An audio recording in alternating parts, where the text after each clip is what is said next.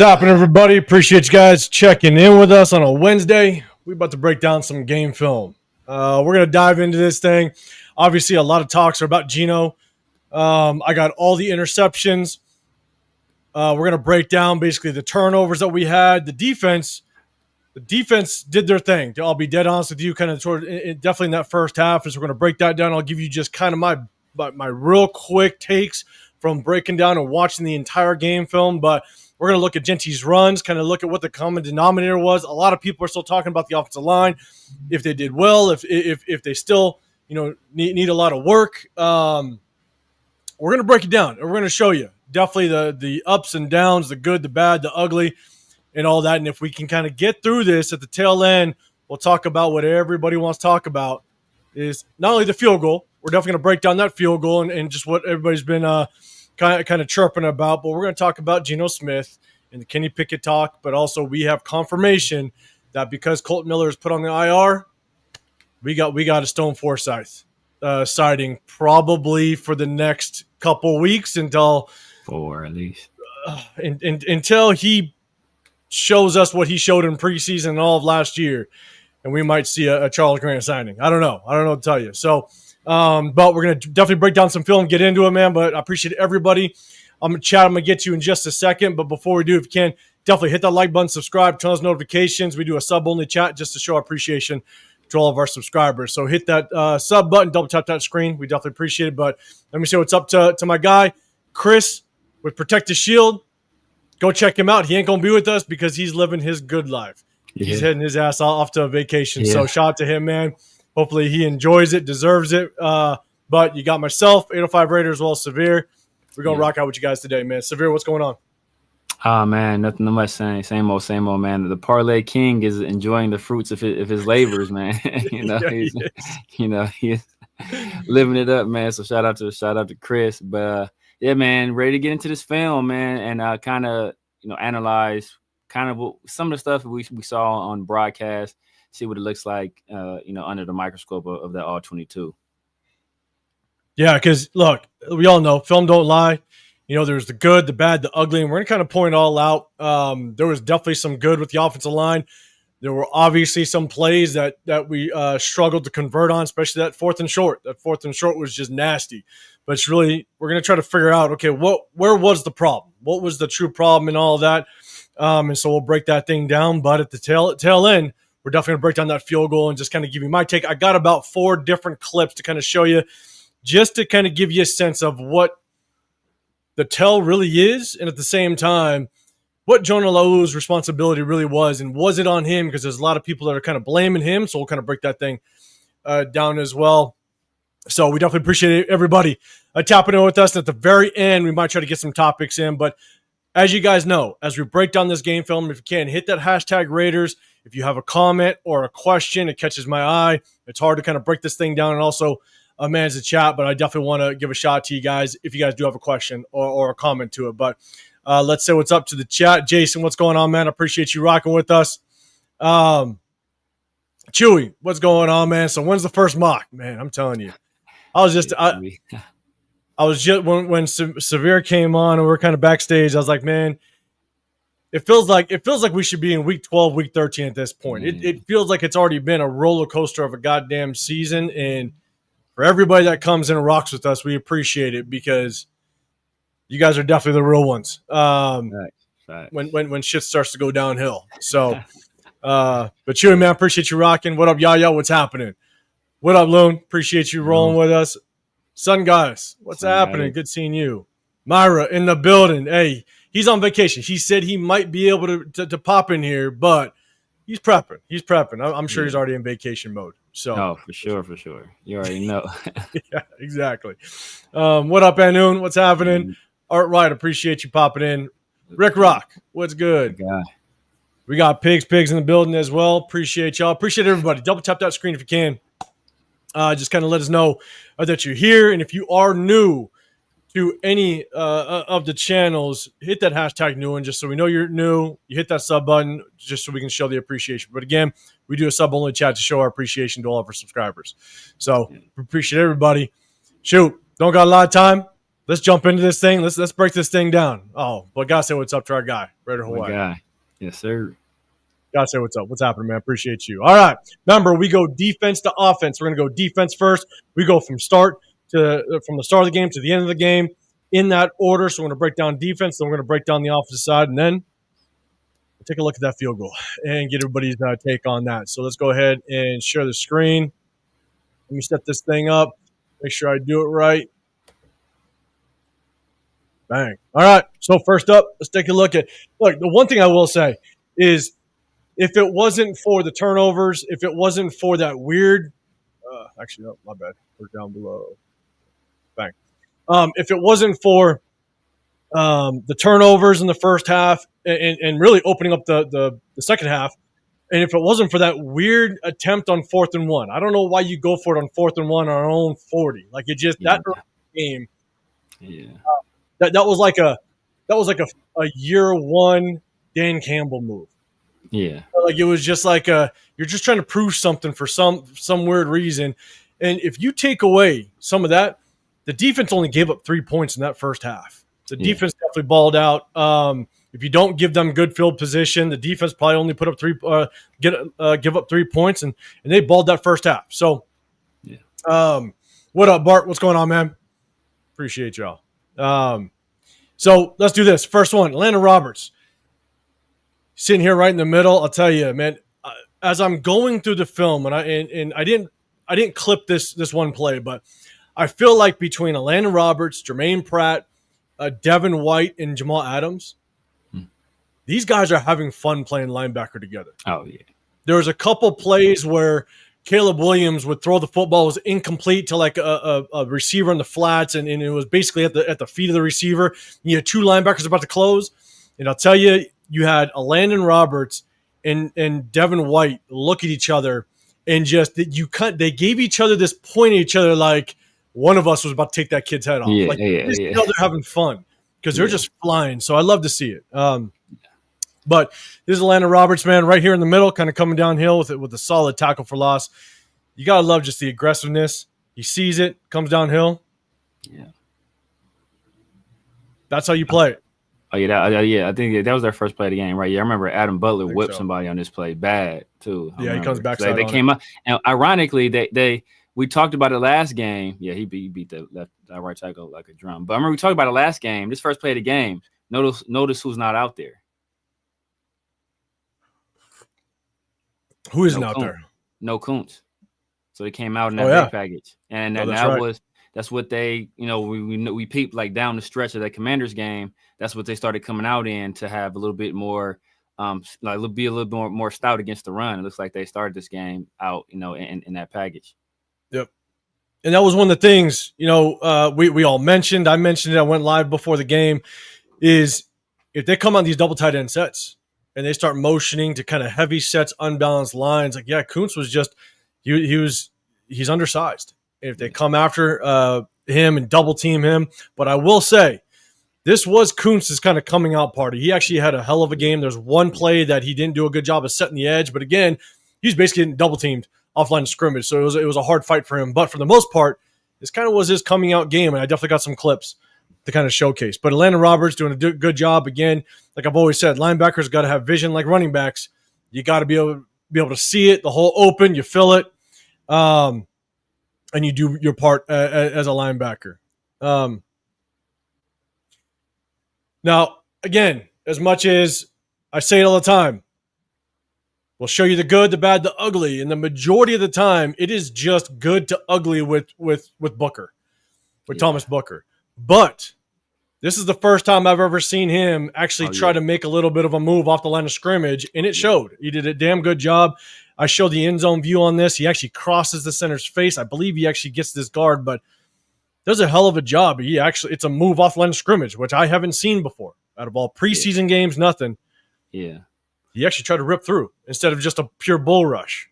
No. And I think that's third down, right? Yeah, and that was third down, right? Yeah, I think that was third down play. I believe so. Yeah, I mean, and that's one thing is that we talk about his get off. He has a quick get off, and so if you combine that with a nice move right there, like he can be disruptive if he can link those two together. And I'll tell you, like, for everybody that's rocked with us in film, right? He strictly has a bull rush. He's never shown any other move.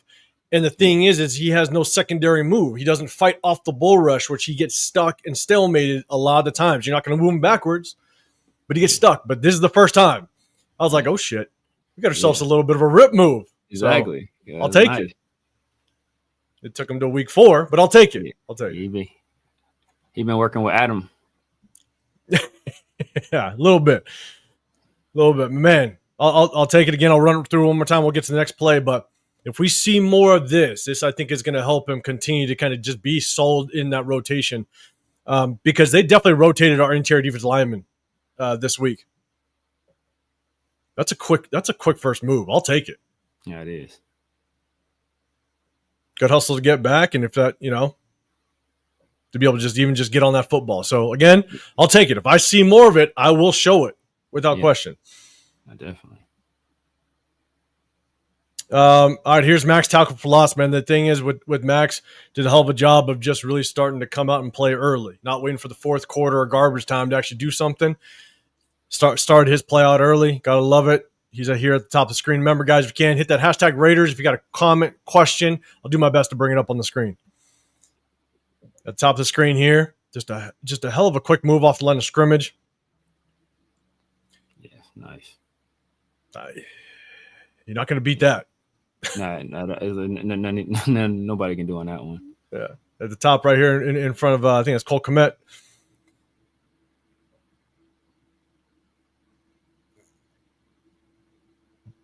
But this is what we expect out of Max. It's a hell of a job. We'll run through one more time. Is that our boy JJ Pegues out there? Yeah, JJ got some playing time. Yeah. He got some playing time, and he did pretty good. That's what I'm saying. They were doing a good job of just rotating defensive linemen, keeping them fresh as much as possible this game. I mean, I'll tell you, it was a clean rotation between Adam, Butler, all of them. Yeah. So, let's see this one. Hey, this is Jonah Laulu just continuing to fight. He's down here. Just great.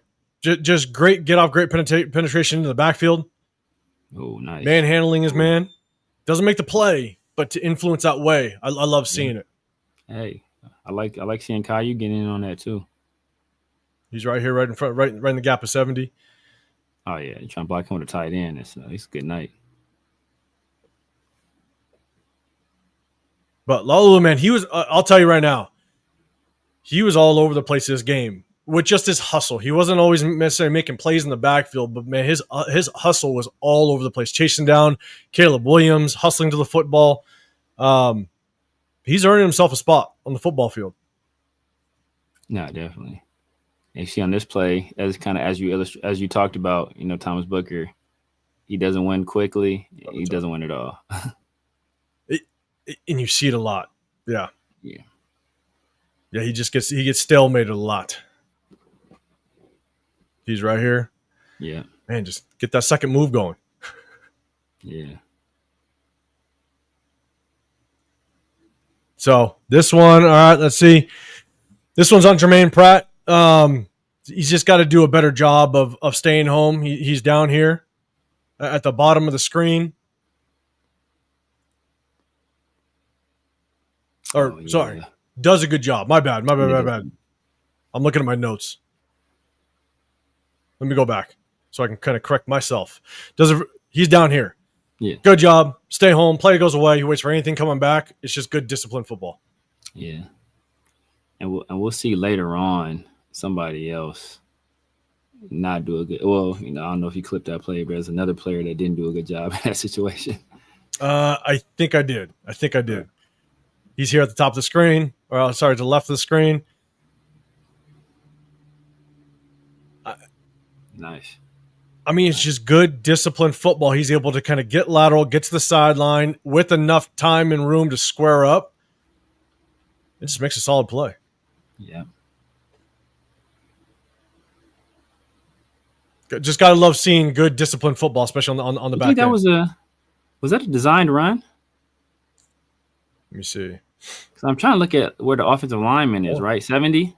Oh, yeah. So it got to be a design run, right? That's a design run because you could see not only does he keep it, you got 73 back here that continues. So when they're trying to get to the second level, that's a design run. Yeah. Oh, Raider, why you're saying Jacorian's on injury reserve again? That's brutal. Yeah, he is. That's brutal. Yeah. That corner over there, I think Adori's on the IR too. Their corner room on that other side is. God, that's brutal. Yeah. All right, let's see. All right, here we go. Here's Max's interception. You got to clip it. You got to clip it. Obviously, we all know this is all Max right here. Yeah. So he's at the top of the screen. We'll play it all the way through. I think I have just the sky view. That's, man. Stud play. Yeah, facts. you gotta love that. Yeah, man. It's big boy football right there.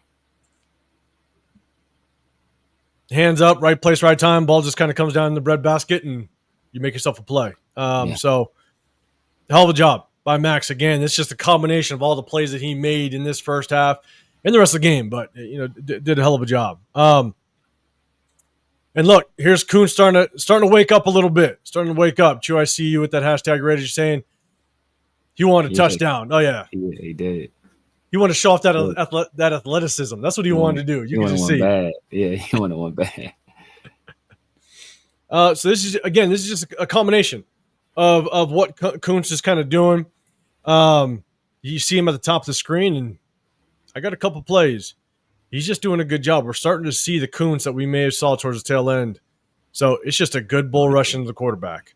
Yes. He doesn't get there, but it's just showing kind of what he's bringing to the table again. He's off to the right-hand side, right outside of Pratt. Yeah, you can see him a little bit. Yeah, there you go. Yeah, it's nice. Skates. Had him on skates. He did, and then he hit him with a second move later in the game. That'll show you. So he did a good job setting up number 70, bull rush him one time, and then basically do a little bit of hand fighting, slap the hands down, kind of get around the edge. He played a little bit with 70. So, but Kuntz is starting to wake up. Love to see it. Love to see it. This one starts off kind of quick. So here, look, Devin White, he definitely is struggling in the pass. As much as he's doing a really good job in the run game, his pass drop is really starting to struggle. He will not get depth at all. He won't get depth, and he just doesn't do a good job of identifying, dropping to his first threat. And so I'm going to play it through, and then I'll kind of explain what I'm talking about. So Devin White's here.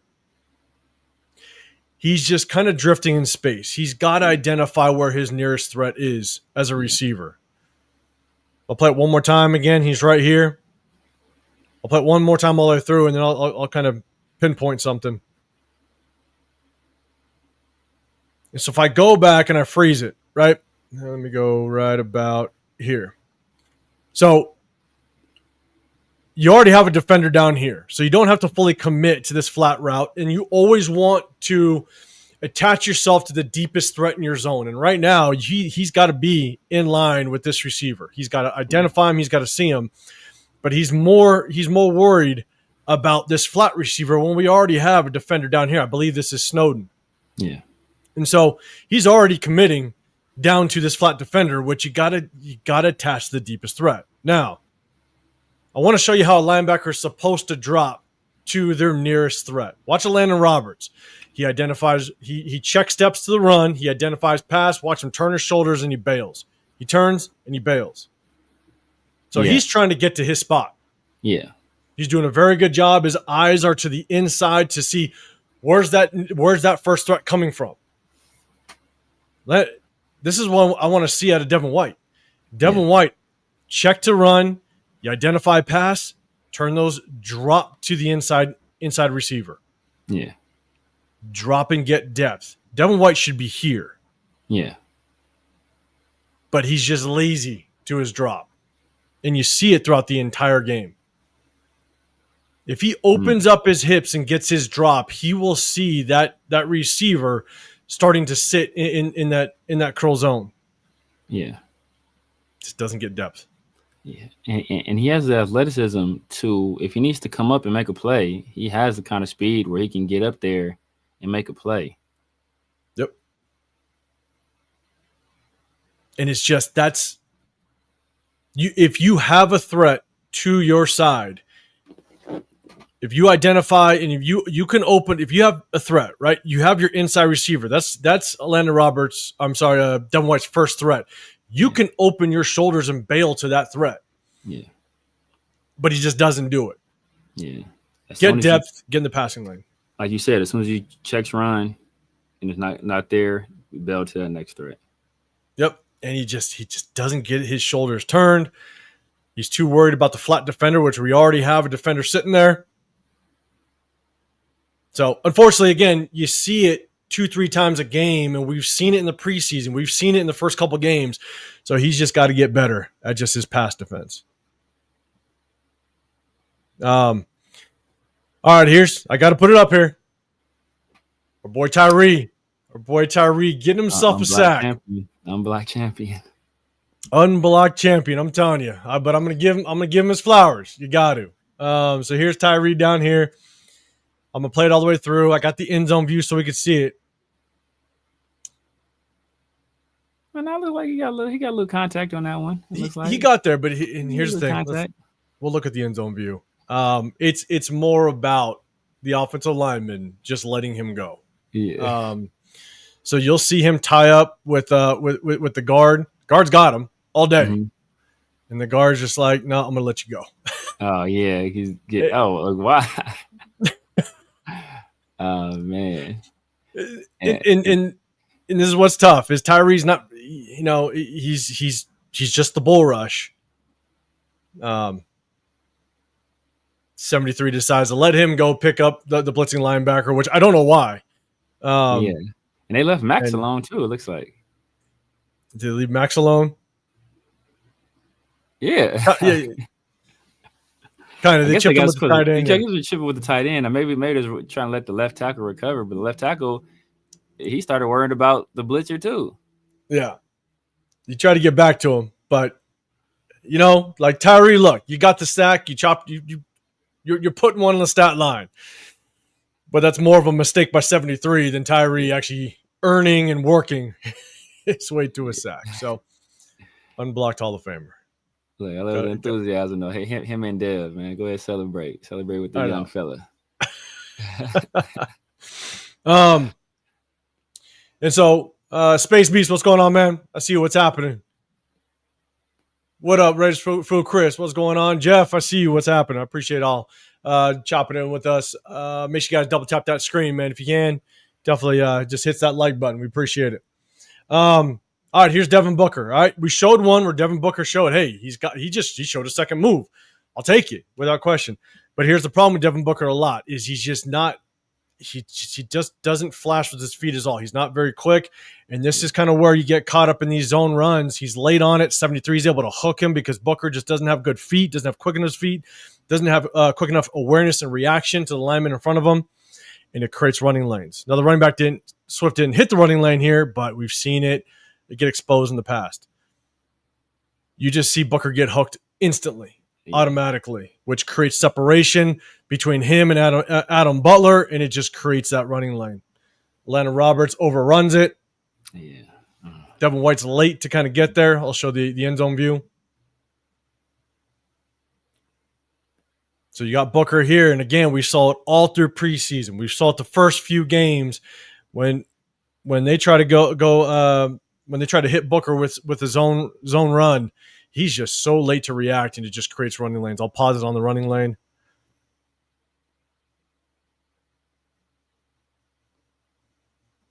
It just creates running lanes. Yeah. And what's even worse about it is if you watch, this is is this Laulu, I think? It's Laulu that's Butler right there. Butler. It's Laulu next to him. So you watch Butler. You see Butler's attack. He's able to stay square with the zone, with the lineman, moving down the line of scrimmage. He stays square and is able to travel with him down the line of scrimmage where Booker just gets hooked. And the thing is, if Booker plays it like Butler, what he does is he also forces this center to make a decision. Do I help and double? Or do I go straight to linebacker? But when Booker gets hooked so easily, it's an easy read for this center. And this is Tooney. This is a good center. Yeah. He's able to go straight to Devin White. Makes life easy. Makes life easy for the center. He goes straight to Devin White. Gets a good block. Booker's got to do a better job of being able to read that zone, the zone run going down the line of scrimmage. He cannot create this much separation with Adam Butler. Yeah. He hooked him and turned him. So, here's Max balling out again. What up, Dre? I see you. What's happening, man? Jeff. Two more losses. 2 more losses in a row, and we'll bring out the starting bench and cut them. Just one of them, just to have some fun. What up, Isaiah? What's happening? Here's Max down here off the speed handoff, man. Just this is how you want your edge rushers to play it. Oh, nice. Hell of a get off. Yeah. By Max.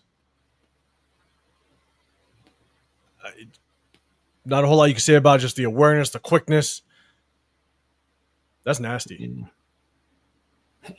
Yeah, they keep trying to block him with a tight end too. It's like They are. Like they haven't learned.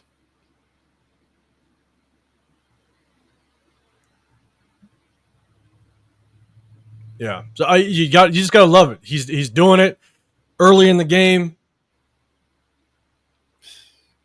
Obviously impacting the play. It's nasty. Beats him bad. Beats him without question. Man, and then here's Jamal Adams. You know, I think Jamal Adams is just, I think he was naturally born to play linebacker, not safety, like he came into the league. Yeah. What up, Lakeshore? I see you, man. Are you saying what happened to my boy Geno? I don't know if Geno's my boy, but he said he ain't looking so good. Shador would have been the same without him. I'm telling you, man, Shador. I know there's a lot of talk of Shador. If we can get through this game film, we'll talk about the Geno stuff. We'll definitely talk about Colton Miller if we can get through this game film. But we're about to show. We'll show what Geno did after we kind of get to the defensive side. But here's Jamal Adams. Jamal Adams is he's a natural born linebacker. I don't know what to tell you. Oh my! It's nasty word. Yeah. Or it's just the number. I don't know. It's just the number I rocked my entire life. It might be the number. It might be the number, people. It might be the number. Man. No. He might be undersized, but he has that mentality, and he reads it perfectly. Nah, facts. And mind you, I checked down a distance. This isn't like a 3rd and 1. This isn't, this is first down. Yeah. This is first down, so it's not like there's a tendency on 3rd and 1 or 3rd and 2. Obviously, they're going to most likely try to run the football. No. This is first down. So this is Jamal Adams purely reading it, getting downhill, filling the gap, making the play in the backfield. It's beautiful.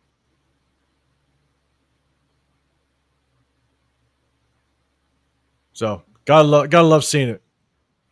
Another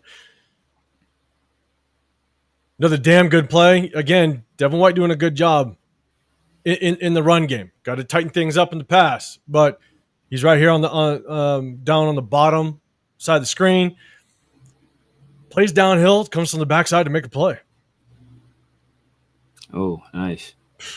Bypass the blocker, kind of in his way. Yeah. It's a hell of a job. Fun, man. Those guys are having fun, man. They guys are having fun. They really are. They're having fun. Devin White right here. Oh yeah.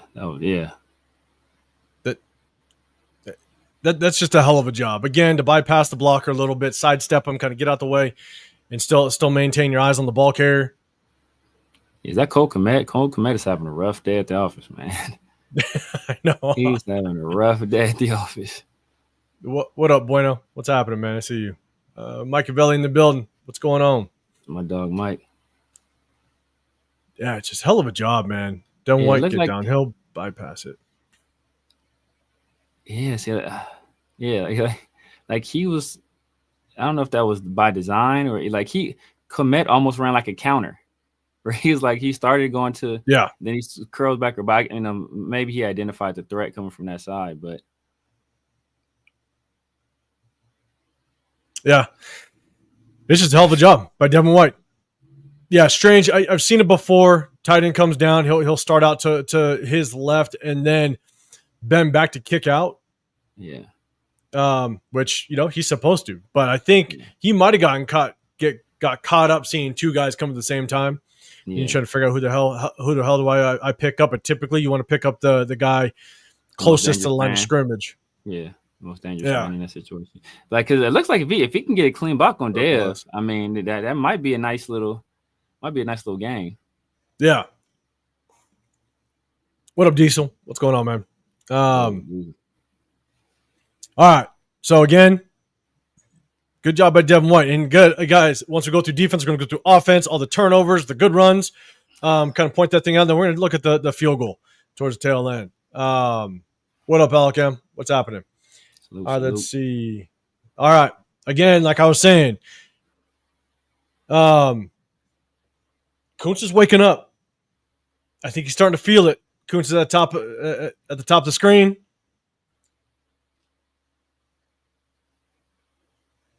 Beats his man inside. Nice. Make yourself to play.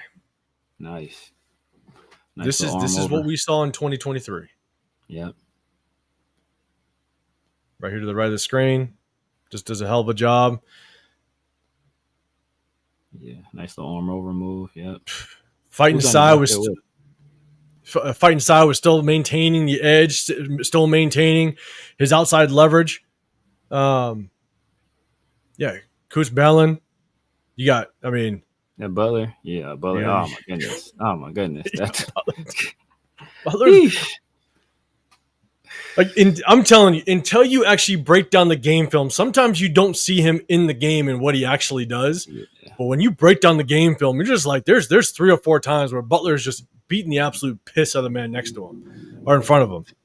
You got Butler down here.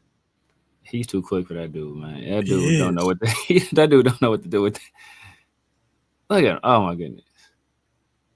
Because his foot movement is so good because you think he's crashing inside, but he slips outside, hits you with the arm over move at the same time, and he's like, you can't do nothing but hold him.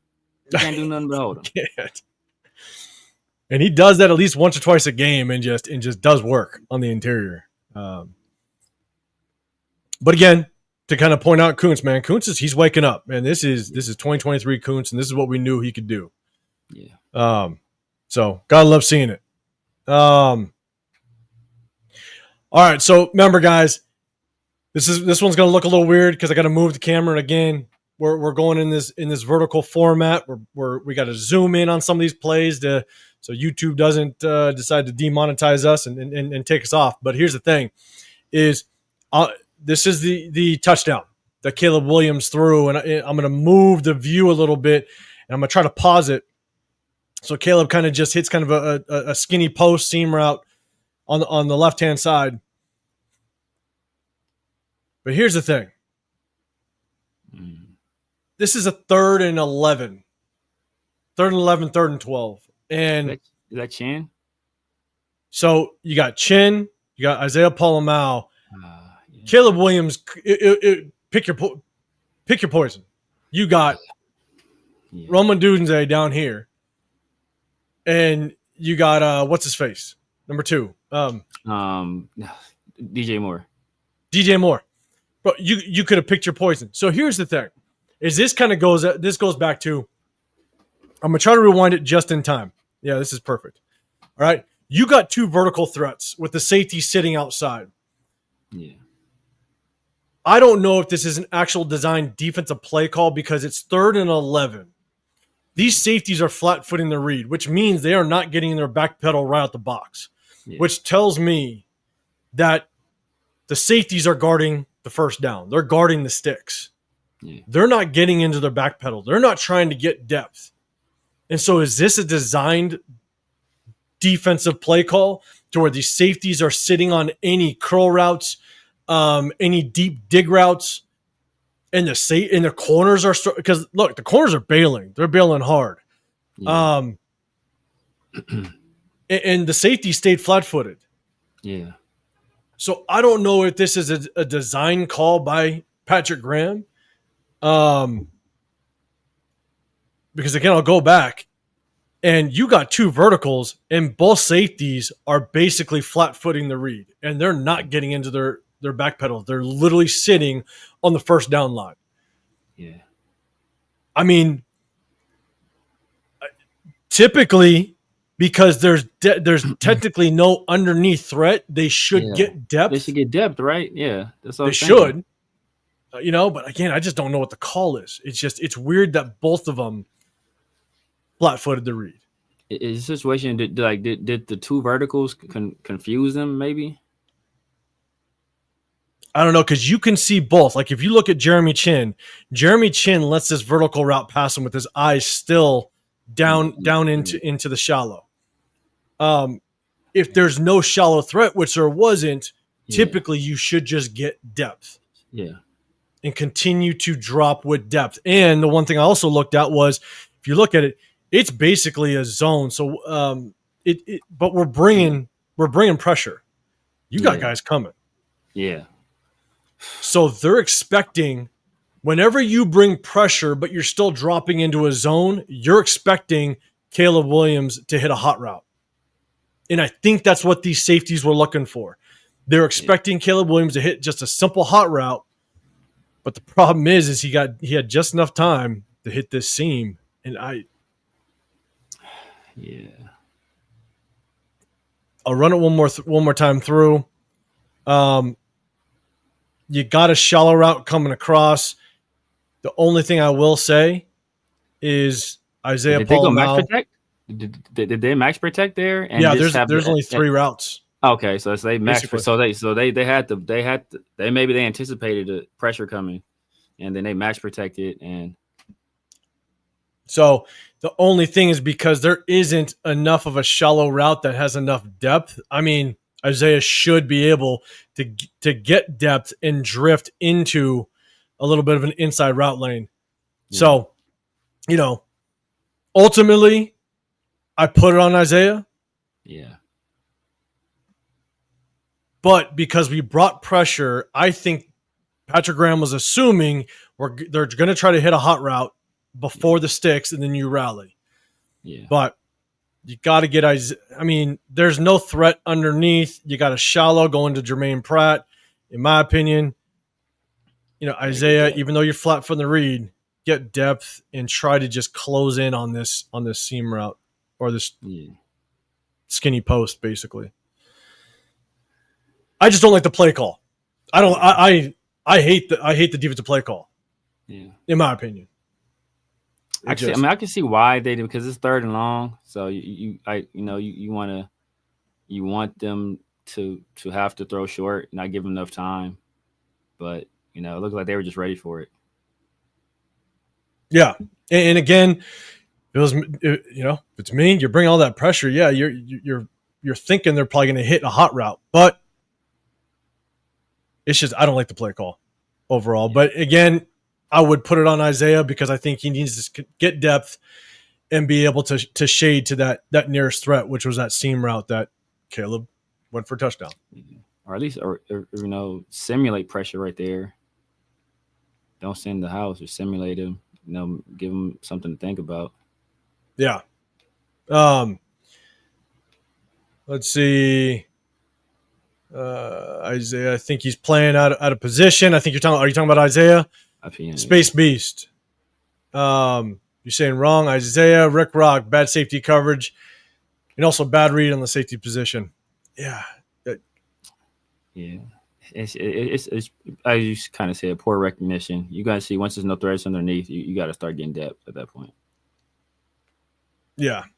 It's a combination of bad safety play, but I don't like the play call at all. Yeah. Let's see. Okay, this is the one where, look, Kuntz was definitely having a game. He was doing a good job, but in this one, it's tough. He's basically kind of getting double teamed. It's a pitch to his side. A lot of mess coming at him. I hate seeing him kind of back up first. Yeah. He's got to be able to set that edge. He's got to do a better job. So he's here. He's got to do a better job. Don't back up. Take this block on. Try to work. Either get depth in that backfield to cut that running back off, or pressure that lead blocker, that guy in front of you, and push him to that sideline to try to cut that running back in. But this one's on Kuntz. Yeah. I also don't like Kai Blue Kelly's approach on this. I'd love to see him take a more outside leverage approach and force DeAndre Swift back to all your help. Don't give him the sideline. Exactly. I mean, that's fun. That's basic fundamentals right there. Yeah, if you see, Kai Blue Kelly should know, if you see your edge rusher, you see your edge man get hooked, it's your job now to step up and set the edge. Yeah. Get outside here, force DeAndre Swift back to your help. Don't give him the sideline. That's a difference of maybe a 4 or 5 yard gain versus a 10, 12 yard gain. Yeah.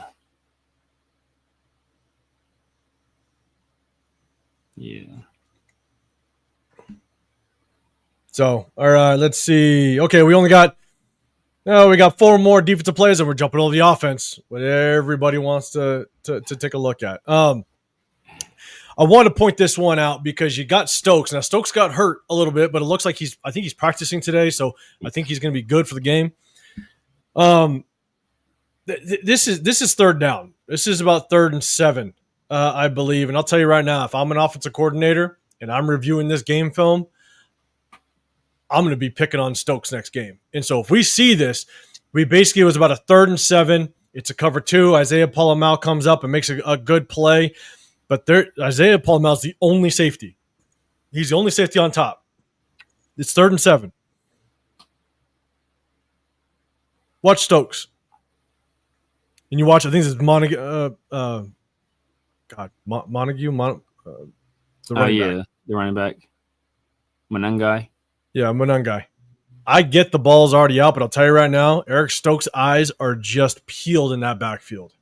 Yeah. If I'm an offensive coordinator and I see him play this, and they're sitting in a true cover 2 or cover 2 look, Stokes,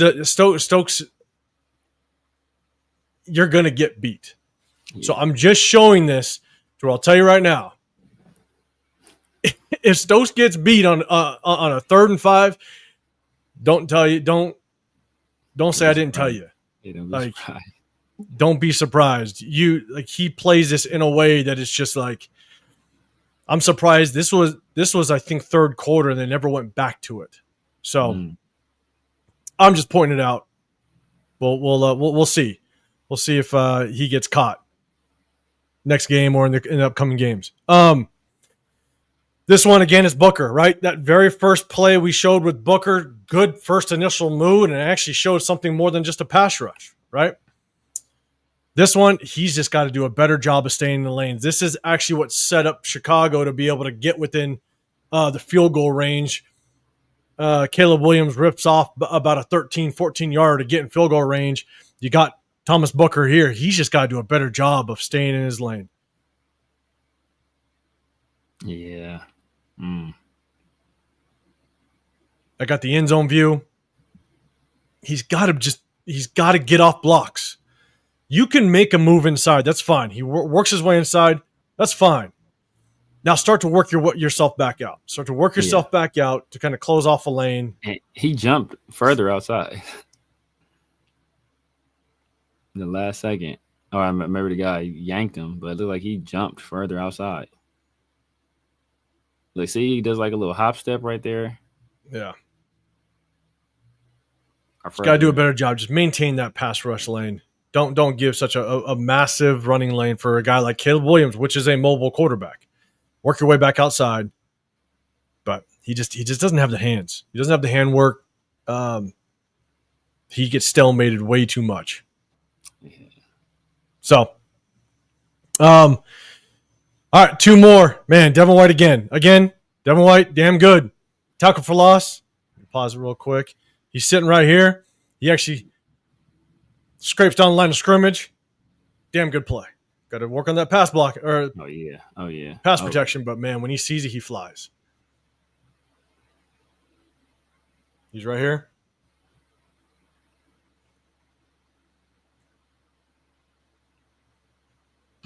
It's just a hell of a job. Yeah. Hell of a job. Recognition, read, react, get downhill. Yeah. And just a sure tackler. Man, he keeps his helmet out of any contact. He's flying too, man. That dude he's a bullet. Helps when Adam Butler gets triple teamed. Hey, true. Yeah, that too. Like that entire offensive line made sure that Adam Butler was not going to make the play. Yeah, man. Oh yeah, and they're like they're blocking Tyree with, and you can do that when you block Tyree with tight end. Exactly. God damn it, Tyree. All right, this is the last defensive play. Hate to end it on a bad note, but this is DeAndre Swift towards the tail end of the game. Just his run off the edge. We just got to be better disciplined when you're this close to the goal line. Again, I like to show goal line plays because it shows the mentality of certain players. God, play on the opposite side of the line of scrimmage. We just give way too much leverage, way too much room off the edge. Jeremy Chin comes up. He's basically playing on the goal line, which you don't want to do. He's allowing contact at the goal line. Fight off, work your way through, get off this block. You know, Jermaine Pratt. Let me kind of go back. Jermaine Pratt, he's got to work his way outside as well. Yeah. And watch Jermaine Pratt's helmet. He's got help on the inside. You got Landon Roberts that tries to scrape through. He gets caught up in the mess. But watch Jermaine Pratt's helmet. If your helmet's inside, you just lost your leverage off the edge. And watch his helmet off the block. Oh, yeah. Helmet's inside. Yeah. Lost any leverage. You got Landon Roberts trying to scrape through. Not going to be able to get there in time at all. Man, whoever was that number 79, I think. He did a hell of a job. I think that's number 79. On the offensive lineman? Yeah. Because it looks like he got a piece of a Landon, or maybe I think he's the right guard or left guard. It looks, he's right here. It looks like they do a decent double up on Butler, which actually they kind of blocked Butler kind of into Landon Roberts, and 79 can still get a piece of him. Yeah. Yeah, see, because just enough. Yeah, it's like Landon might have been able to, he might not have got there, but he might have been able to make a play. But he got just enough of them to buy him that extra millisecond, and that knocks him off course. And that's all she wrote. And Jermaine Pratt just wrong shoulders it. He takes on the block. Now again, don't know how much responsibility Chin's he's got to do a better job of getting off that block as well. And play on their side of the line of scrimmage. But just need better edge play. It's really that simple, especially on the goal line. All right, so that's defense. That's defense again. We're going to switch over the offensive side, break down the offense at the tail end. We're going to take a look at some of that field goal. The field goal that everybody's talking about. If we can kind of get through this at the tail end, we'll also talk a little bit about Geno Smith and Colt Miller on IR and his replacement. We broke down that game film, and it was brutal, without question. Brutal is an understatement. It's such an understatement. But we're going to jump to the offensive side. Remember, hit that hashtag Raiders if you can. If you have a comment, if you have a question, it just catches my eye. Appreciate everybody that's popping in with us. If you guys know, we break down game film every Wednesdays, but we also hit you guys with the live with just our post-game reaction after every single game. So make sure you double tap that screen, hit that like button, but also hit that sub button if you can. We do a sub-only chat just to show our appreciation to all subscribers. We definitely appreciate everybody in here. Make sure you guys subscribe to the Severe Raider over here. This side of me, I'm 805 Raider, Real Talk Raider Nation. And Chris, again, is living his good life of Protect the Shield podcast. Not with us today, but I know he's with us in spirit, having his own little drink right now. So he'll be with us when he gets back, man. Shout out to Chris. Yeah, shout out. All right. Let's get to the offensive side, man. A lot of Jeanty runs. We're definitely going to show the turnovers. But, man, Jeanty's back to his old stance. We talked about it on Sunday, and it's like, whose call was that? Yeah. I think there was a press conference where there's some back and forth on the coaches as to who actually is good with it, who's not. But yeah. Chip said it was the running backs coach who made the decision, and he said he didn't care. But when Jeanty told the story, he said he went up to Chip and asked Chip about the stance. So I don't know if he went to Chip to override the running backs coach or whatever it was, but yeah, I don't know. It's we'll see. But hey, he's back to his old stance. We'll see how it kind of plays out. Bueno. Divine Diablo is such a cool name for a bum. Hey, man, how's Divine Diablo doing? He's balling. He's balling. He ain't he's balling. He ain't just doing all right. He's over here killing. Man, that's brutal. I know he did the last game. Good for him.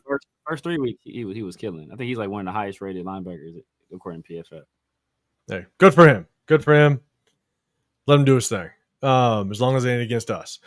All right, let's go. We got a little inside zone to the left with Jeanty. We'll kind of play it through. I got the end zone view as well. We'll just take a look. Look, here's the thing. When I looked at the overall offensive line play, I think overall it was good.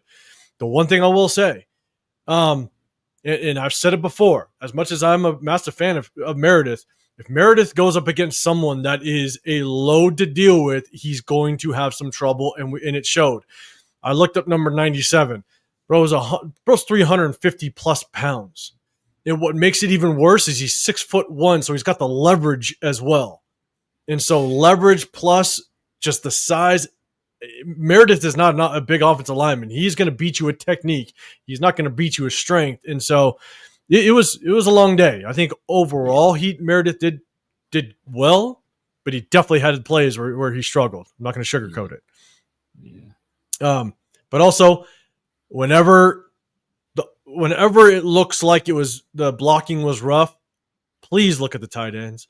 The tight ends struggled just as much as any offensive lineman. The tight ends got to improve on their blocking. They have to. So inside zone left with Jeanty. We'll see the run play as well.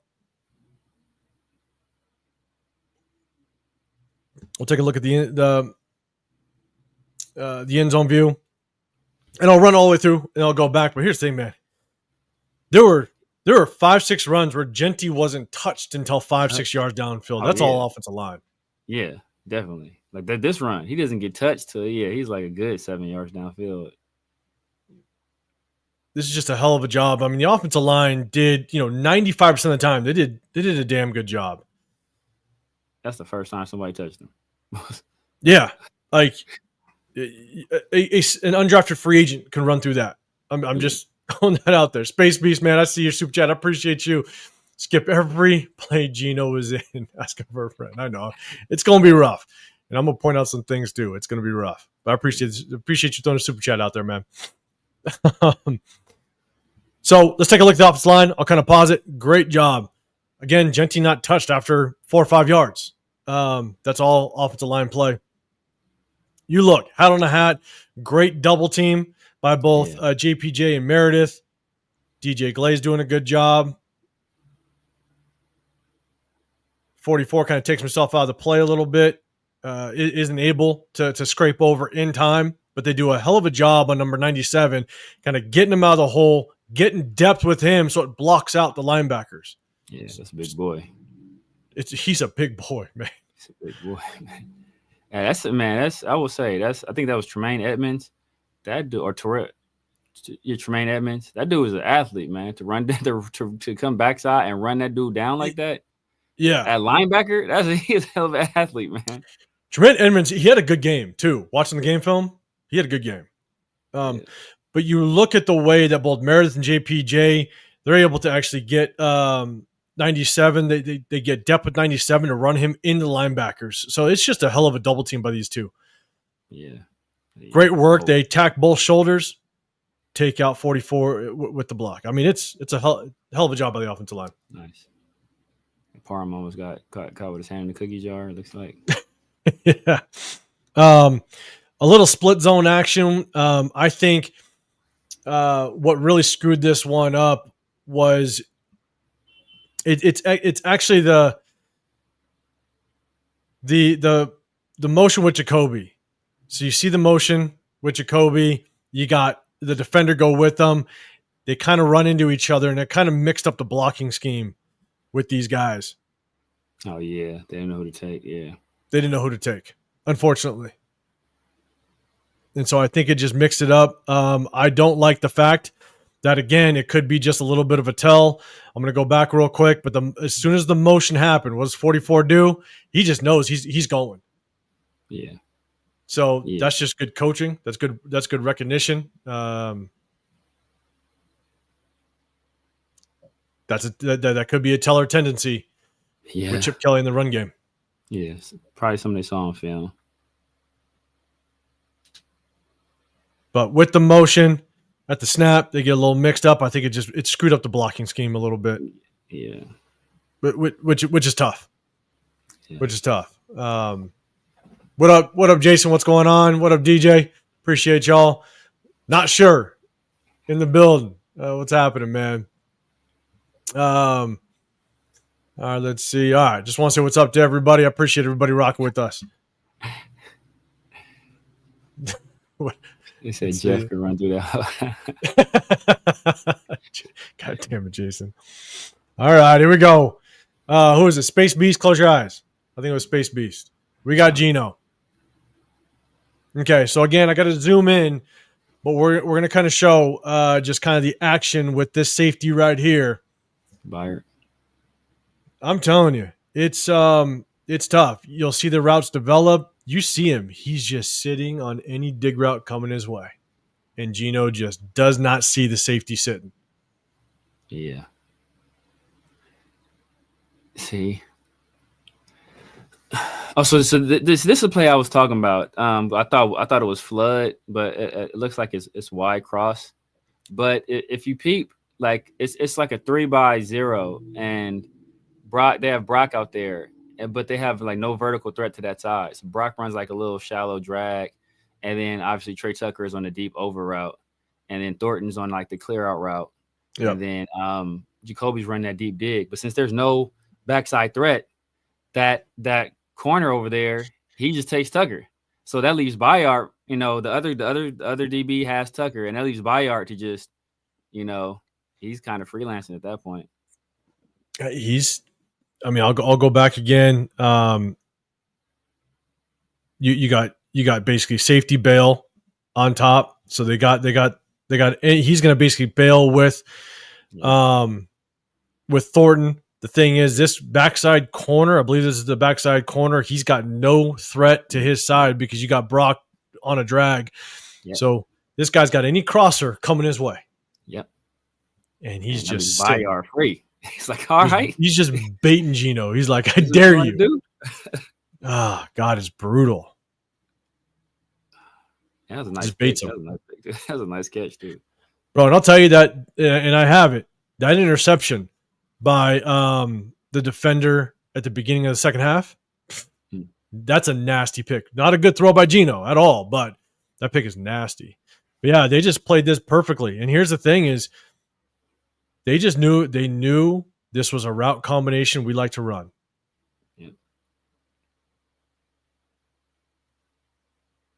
Yeah. Hey, JPJ had 2 tackles on the day. Man. Yeah, I mean that great textbook tackle by JPJ. Like LS and Chris said, Bayard has as many catches on the season as Jack Besh does. God damn. Oh man, they ain't lying either. They ain't lying. Just another DJ I see. You say, what do y'all say?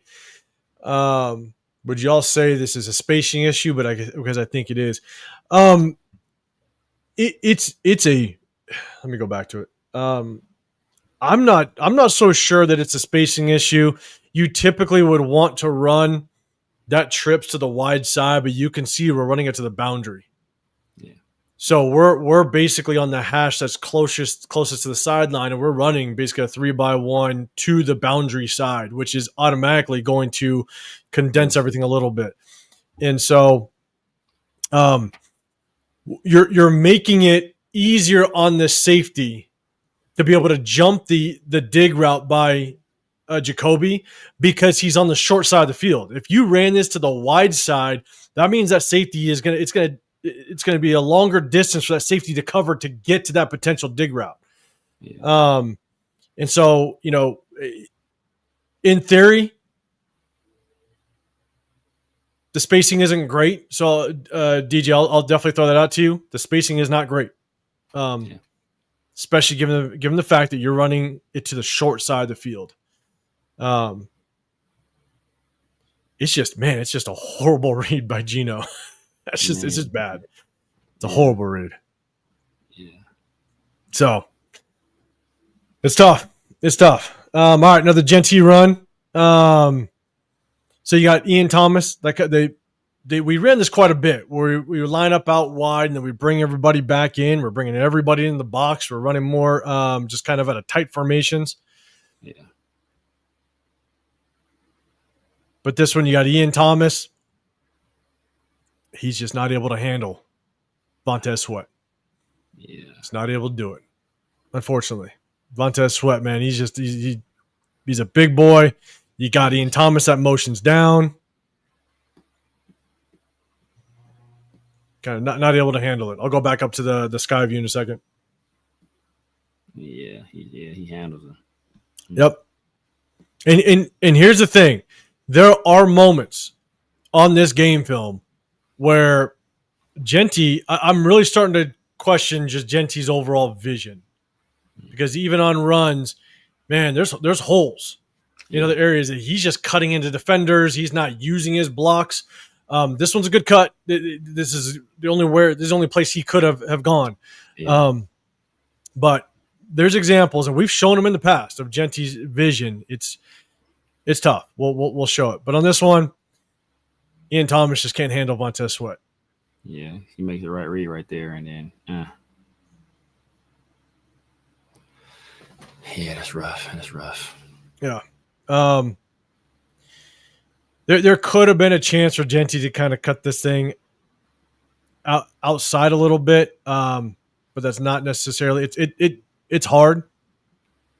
Yeah. Because let me go back to the sky view. Hold on. It's probably easier to see. Let me let it play out. I see what you mean. Yeah. It's not easy. All right. I'm not gonna say it, he should have, but I mean it's there. Yeah. That's like a Saquon Barkley jump cut right there. Super jump cut. And I only point out because it's possible. The one running back that you could probably always kind of look to is, Saquon's really good at it, but man, look at Devon Achane. Oh yeah. Devon Achane knows how to navigate in traffic. He does. And so, you could take that path. Again, I'm not. Jeanty is not that quick start-stop guy, so he's going to struggle with it. He's more of just a fluid runner. Yeah, more smooth, but fluid. Yeah, tough. Yeah. But we've pointed out plenty of times in the past where, unfortunately, just sometimes his vision is just not there. And I got some more examples. Again, in this circumstance, it's tough. It would have been a very hard cut, but I think that one's definitely hard for Jeanty. Yeah. Let's see. Okay, this one's the quarterback sneak. So this is the back-to-back. This is the 3rd and 1, and then we had the 4th and 1. And so I'll show it. This was pitiful. This is tough because I'll tell you, this is 97 against Meredith, and when it's a 3rd and 1, and we're basically going to go directly at you. Yeah, it's hard. Meredith he's undersized, and like I was saying, number 97, he's only 6'1", so he's able to get underneath Meredith, and get leverage, and it's tough to snap and still be able to handle 350 pounds. It's not easy. But like it seems like because he got such a good jump, like he had that like. They do the squat. He's a squatty body for sure, but he had to like seem like the snap count because he was as soon as the ball snapped, he's on it. He's on it instantly. So not easy. Meredith still has to get it done, but not easy. But here's the 4th and 1. And this one, when you watch it up top, it looks strange. But when you watch the actual end zone view, you sit there and go, damn, like, did Meredith think it was a different play? I think he Because it did. looks like I he think wants to did. pull.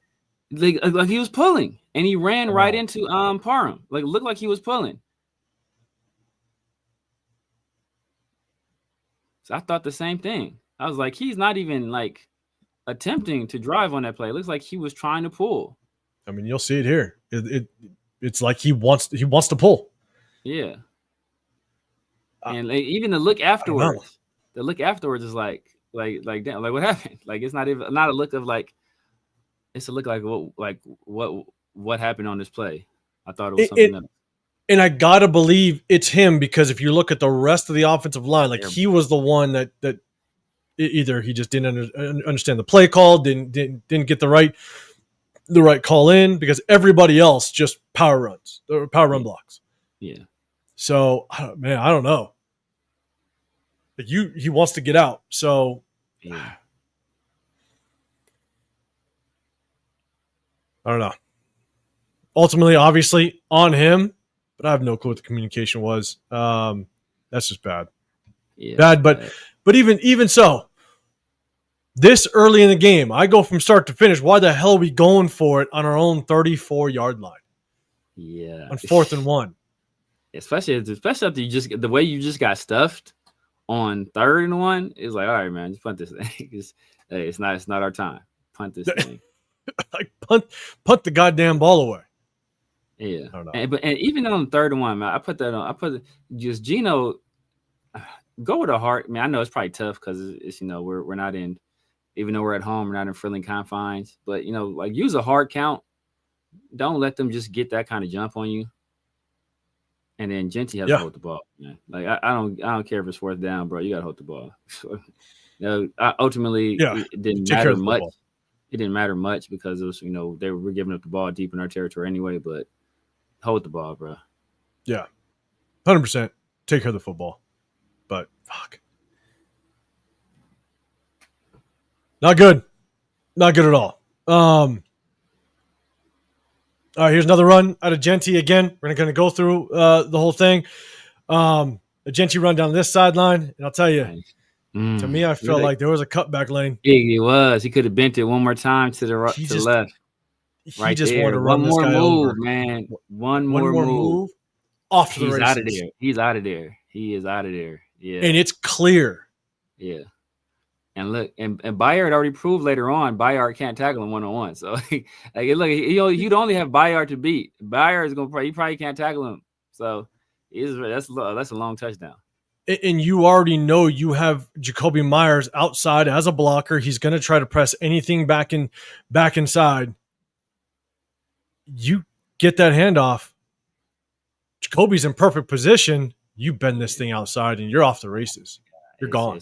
You're done. It's knowing that you got to hit the hole downhill, but you got to have enough patience for that cutback in a zone run scheme. You got to have just that little bit of patience and that anticipation, knowing that you got to be in position to make that hard cut if it's there. Yeah. The good running backs do it. Yeah. And so, but man, he just wanted to run that guy over. Yeah, they see it. And look, Dante has his dude sewn up outside. Like, I will give him that. Like, he didn't do it. He was made a lot of mistakes just watching the film. His route running is ghastly. But his blocking on that play, his dude was he had his hips turned. He was facing the sideline, basically. Just cut. Oh man, just make that cut back outside. Yeah, man. And again, it's just knowing how to attack the hole in a zone scheme concept. He's just got to know he's got to be prepared to make that hard cut to the backside if it's open. Yeah. So, but that's going to be the difference. Like that. I mean, that's where. And again, I'll be honest. I'm not expecting him to make that cut because that's not the type of runner that he is. I just wish he can do it. You know. Yeah.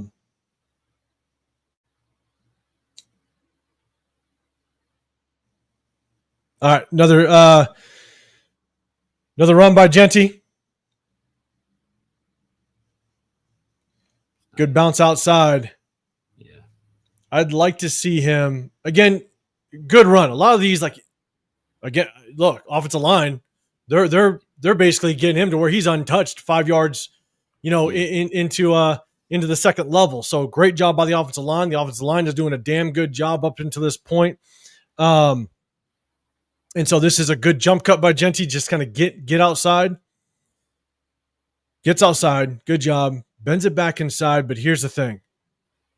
This is where, like, we all can agree, Jeanty can run through some arm tackles, right? Yeah. Jeanty can run through some arm tackles. Yeah. I want to see him jump cut, go straight at this corner.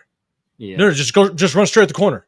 Oh, yeah. Run straight at the corner where you have to make one miss instead of that versus everybody inside.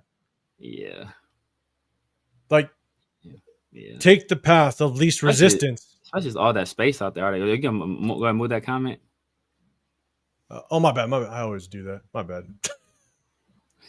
So you can illustrate, it's like illustration of all that green, because like it's nothing but him and Bayard. It's one guy to make miss out there. You make that guy miss, or if you break that tackle, you're running for a long time. Oh yeah, exactly. And he also look, he's not in good. Bayard look like he's not in good position. He's trying to recover and stop his feet right now. No, yeah. So, and look, I say, Lord Information saying that wasn't a bad run. I think maybe you're saying on the last one, it's not. I'm not saying it's a bad run. Yeah, not a bad run. And John, you're saying Jeanty still did his thing. Oh yeah, yeah. It's like none of these are bad runs. Like none of these bad, but it's just you see the possibility for more there. No, absolutely. Lord, you're saying it's easy for you guys to say. Easy for you guys to say that, but even Barry Sanders last year was trying to do too much. I don't think that's a do too much situation though. Like I said, if you're trying to like shake 5 guys in the backfield, like no, that's just one extra cut. It's just one extra cut. Still going north and south. Not like you're having to jump backwards and like you're still going north and south. Like right there, bam, cut outside. And Bayard's in bad position. He gives Bayard a hard stab to the inside, cuts that thing outside. He's done. It's a wrap. It's a wrap. He gives him a hard stab inside. Look, stab, bam, stab right there, get back outside. And here's the thing. It's always take the path of least resistance. And you always, you hear coaches say it. I don't really use it too much, but I know a lot of coaches say it, and I think it's like hash numbers a sideline, right? They always say hash numbers a sideline because when you cut back inside, when you have a chance at the edge, if you have a chance at the sideline, you cut back inside. That's where all the defensive help is. Mm-hmm. So in this case right here, when he jump cuts, good jump cut outside, man, just go straight at that corner. Go straight at him, freeze him, give him a little bit of a move, cut yourself outside, and break an arm tackle, which we all know you can do, Jeanty. Yeah. And you're off the races. But instead, he broke 3 from guys like in the middle. So I know he can break guys from him. 100%. So instead, he stayed on that hash and continued into 4 or 5 different guys. The same guy tried to tackle him and couldn't do it. So it's like, yeah. But, hey, it's like still a tough run. You like to see him break tackles, get that extra yardage. But, yeah, like you see the possibility for more. So, again, good run. Again, very good job by the offensive line, basically getting him untouched until basically 4 or 5 yards. So I would just love to see him just take that one-on-one opportunity and break that guy with all that room on the sideline. All right. Let's see. The next one. This one's just, look, good pass protection. Geno kind of gets out, kind of goes, gets a little bit of scramble action going and decides to pump fake like 20 yards past.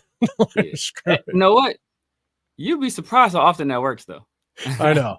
Because it's just natural instinct. Like people see a pump fake, they just like a lot of times they just want to just like that's good job by the defender keeping his feet because a lot of guys will jump at that. You've seen it before. Like, why? He's like 30 yards downfield. Why are you jumping?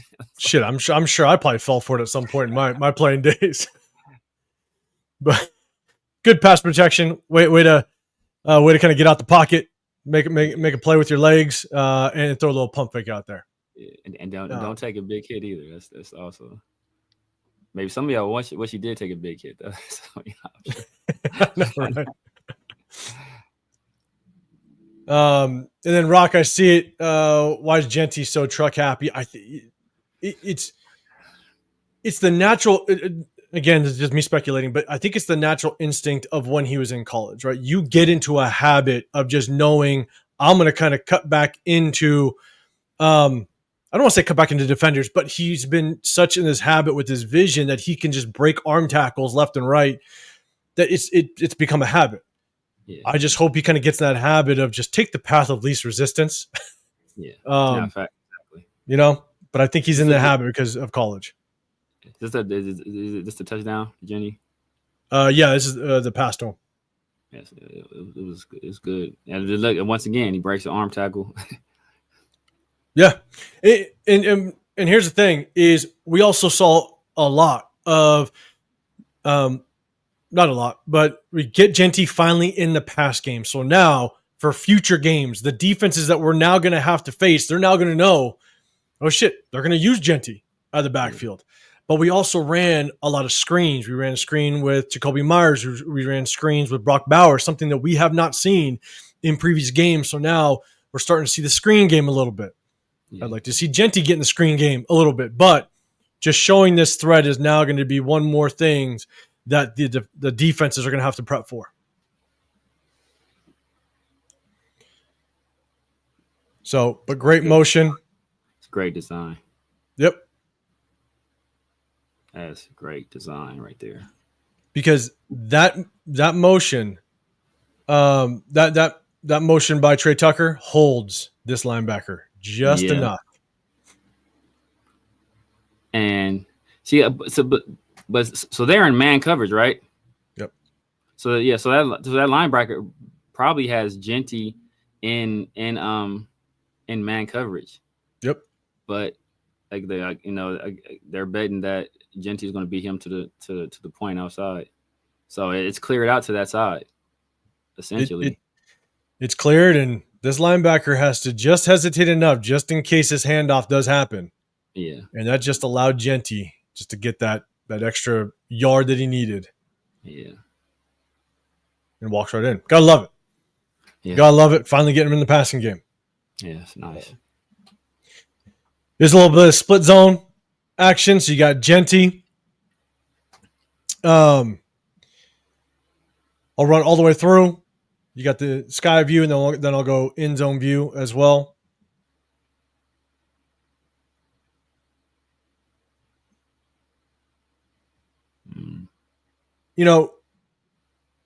Again, it's you got the tight ends that I think there's just a little bit of confusion. You got Ian Thomas, where a little bit of confusion. I just don't. He looks like he just doesn't know exactly where he wants to go blocking wise. It's like he's pass blocking in the backfield. Yeah. I don't get it. I'm not going to blame Jeanty. Like Parham's pass blocking too. I'm not going to blame Jeanty. There is a hole there. I think he might have got a little bit confused because Ian Thomas kind of hesitates in front of him. So maybe it just distracted Jeanty. Yeah. But Genty's got a pathway to be one-on-one with the corner. And I'll go the sky view in just a second, and I'll pause it. Again, not blaming Jeanty because I do think Ian Thomas's hesitation kind of messed with him. But let me go here. You got Trey Tucker. It's his responsibility to crack down on this inside linebacker or the safety walking up. And you got a path. Yeah. That's where the run lane is. Yeah. And it puts him one-on-one with the corner. But I think the Ian Thomas hesitation just screwed him up, honestly, which sucks. Hole's there. We'll show it here in the end zone view.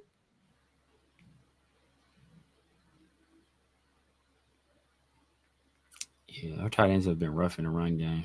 It's been rough. So only I'll say is you got a lot of audibles going on. You got Jeanty Geno kind of making some adjustments. You got Ian Thomas. I think he's looking going, shit, wait, what am I supposed to do? I honestly don't think he knows what he's supposed to do. But if Jeanty hits this, you got Tucker shielding off. You just break one little arm tackle. If he hits this hole here with Tucker actually being able to crack down a 9. Yeah. I see what Jeanty sees, and it's all on Ian Thomas. I see what Jeanty sees because he sees that free defender and he doesn't see Tucker, crashing down to come get that guy. He sees that hole to the right. But if Ian Thomas gets that defender right there, it's a nice little line right there too. But obviously Ian Thomas he didn't know what he was doing. Yeah. if he goes get what's that 90 is that Montez Sweat again? If he goes to put a hit on Sweat, Jeanty gets a nice little gain out of this. But like once again, our tight ends not pulling their weight in a run game. Yeah, I think Ian Thomas is just flat out confused, to be dead honest with you. But it's just tough. You cut back kind of cut back into trouble where it looks like the play is designed to kind of go right off tackle here because Trey Tucker comes in to kick down or to kick down on I believe it's the safety walking up. If he just continues, he's got enough light to potentially make something happen. But he cuts back into trouble. But yeah, again, I think Ian Thomas just kind of messed him up. Yeah, which sucks. All right, here's Geno's second. Here's Geno's second pick. Again, I got to zoom in. I got to move this thing around a little bit, but it's the same concept. You got three. You got a 3x1 up top. You got a receiver down here, down below. 3 receivers. Now we're doing it to the field side. So we're doing it to the wide side of the field, but you'll see the safety sit, and they just bait Geno all day long.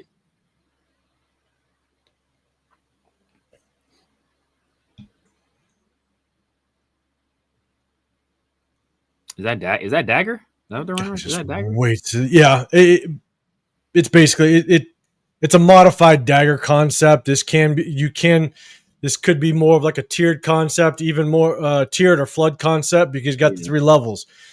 You got the shallow, you got the mid, and then you got the threat that's running off the safety.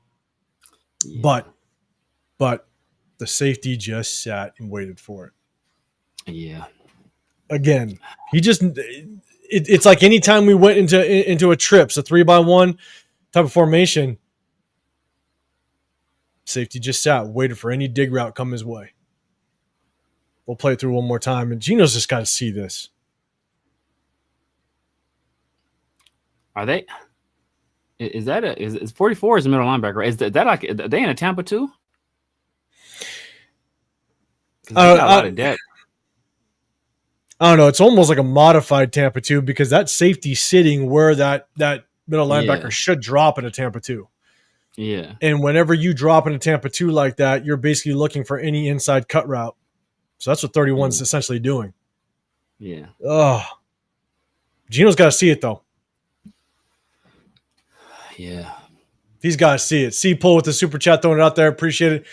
I live in Carolina. Unfortunately, I had to watch Thomas try to block for several years. He's a useless blocker. Hey, I appreciate the info now. Man.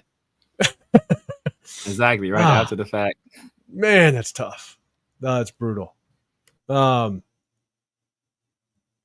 right. Let's see. I see everybody else in here, man. I see my 2. What's going on? What up, SoCal Sal? What's up, Frank? What's going on? Appreciate you rolling in with us. Pass was late. It's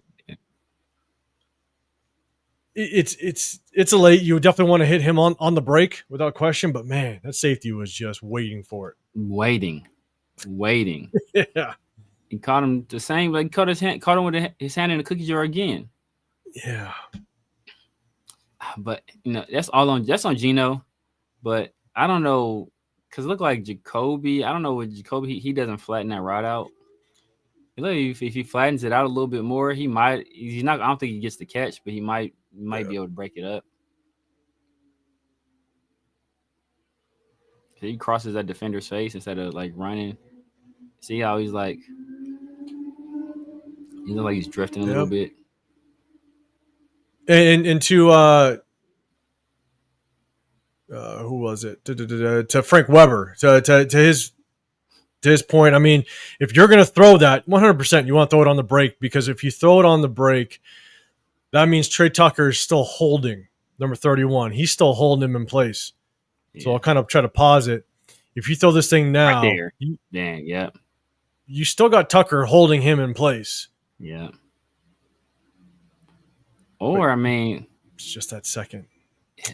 And man, like if he's gonna, you wish he would see it, because if he's gonna be cheating like that, hit Trey Tucker over the top, or at least like threaten Trey Tucker over the top. Even if you air it out in this overthrow, at least threaten him over the top. I just don't know what this bottom receiver is doing, because if they ran the same route concept and this bottom receiver is doing like a shallow drag, oh no, looked like he just broke to the out route down below. Okay. Oh, okay. Yeah. Look a little deeper. Yeah. No, yeah. Maybe you try Tucker. Yeah.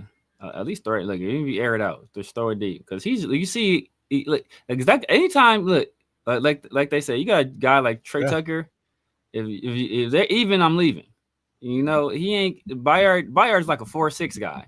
Bayard's not about the. I think that's what he. Well, I think he ran like a 4.5 at his pro day, but before that, people weren't going to draft, or he might have went undrafted because he was like a 4.6, 4.65 guy. So, like he's not keeping up with Trey Tucker.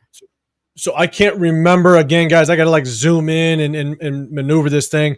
I can't remember just how deep that safety was on top. But I think Isaiah kind of saying the same thing. He's saying throw it to Tucker. Frank Weber. Exactly, man. Look, took the words right out. Look, man. What up, Joe? What's going on, man? Appreciate you popping in with us.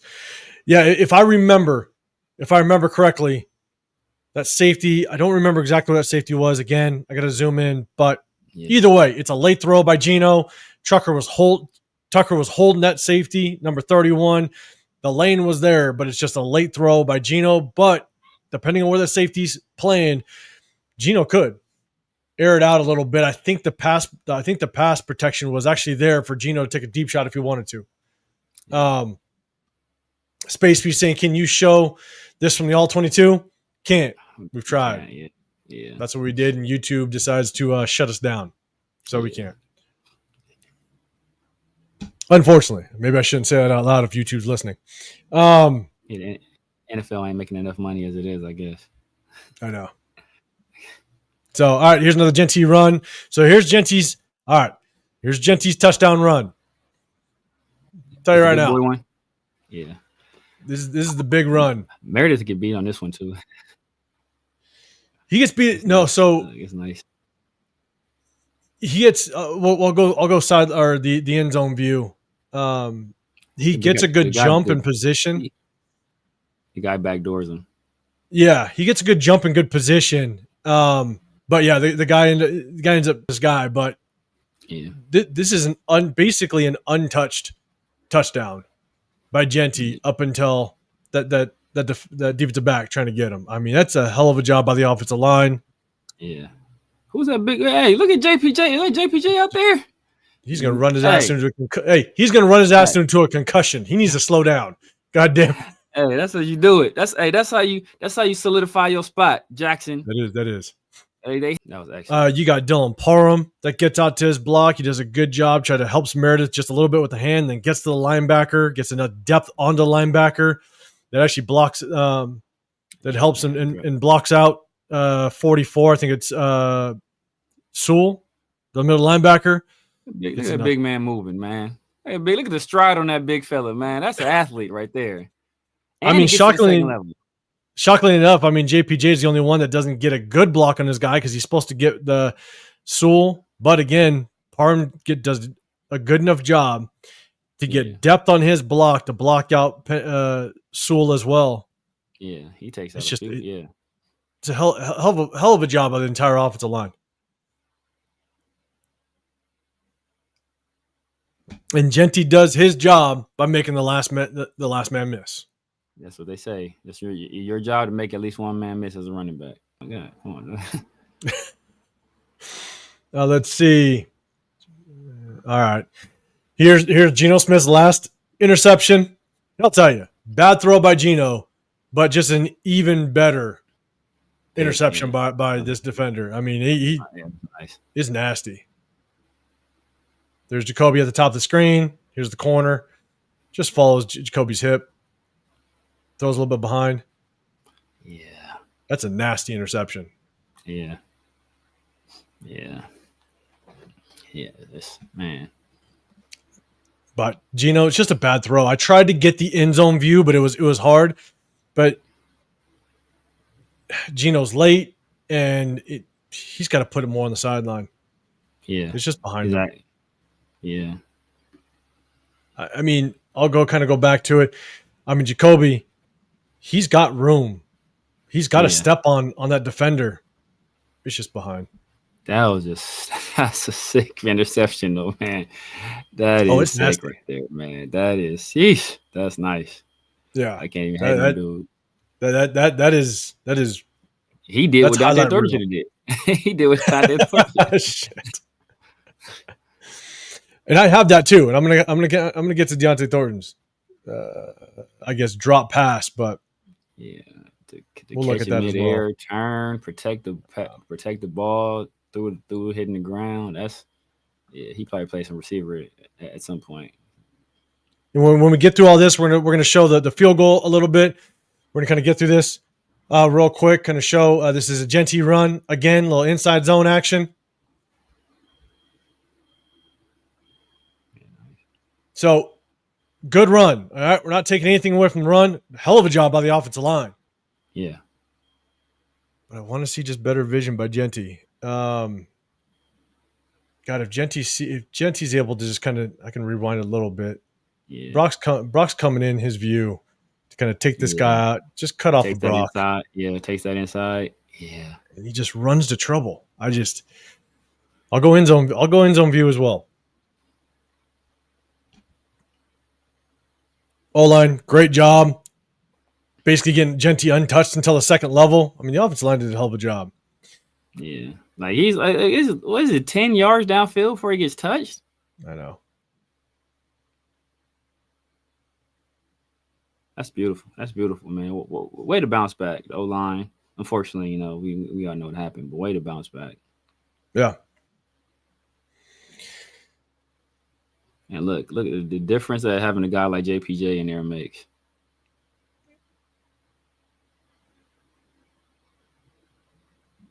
So, great job by the offensive line. Untouched to 5 yards. I mean, any running back's going to be able to kind of do some work off of that, which is you got to give offensive line the credit. Jeanty again, another run. Look. I like that. See, that jump over to the jump over, it's necessary. The defender actually trips up and falls right in front of him, and so it's just a good jump cut to the backside. But yeah, he's got to jump over a defender that kind of falls, that comes in from the right side of the screen. But again, just a hell of a job by the offensive line. Oh, I see it. Yeah, I mean, Ian Thomas got to keep his feet. It's a load to deal with for Ian Thomas. But the offensive line just doing a hell of a job creating that cutback lane. Ian Thomas just, I don't know if he just trips over his own feet. Yeah. You wish Ian Thomas can kind of get to that block a little bit quicker, ride him down line of scrimmage, or hook him, turn his body inside so he can create a true running lane. But yeah, exactly. But yeah, like you said, nice jump cut.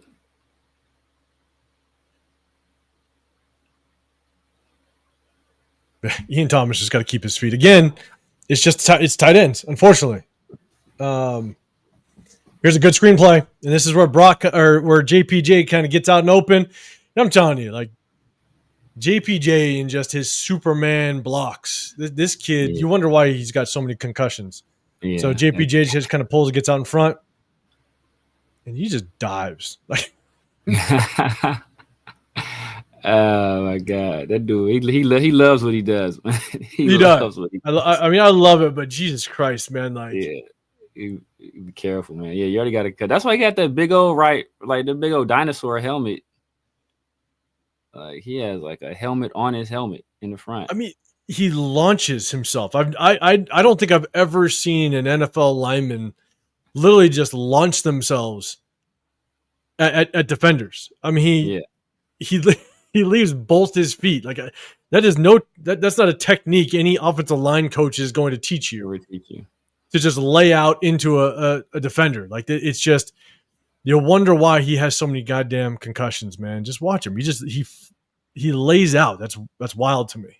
But you know what? It's almost kind of slick, because really he like hooks that guy and holds him a little bit. But I think since he launched himself, I think like the ref didn't call it. I've never in my life have I heard of a technique of just launching yourself, especially in a screen. I mean, if you're blocking in a box, if you're blocking in a box and the defender has nowhere to go, okay, whatever, do your thing. He's got nowhere to go. But when you're trying to block in space, no, it's about just get to the guy, control him, get him in your body, and JPJ, man, he's wild. That's for sure. All right, let's see. Let's go another one, because I definitely want to get to the field goal real quick, and we'll kind of break that down. We got Jeanty, just another run. Here's the thing. It's just when you're going to run this split zone, Jeanty's got to know when you're getting to the line of scrimmage, you got to have the ability to make that a hard cut to the backside. If he makes this hard cut to the backside, because he knows Brock's there. Brock is giving him an option. If nothing's there to the point of attack, you cut this thing. You cut this thing to Brock. Yeah, he walks in basically.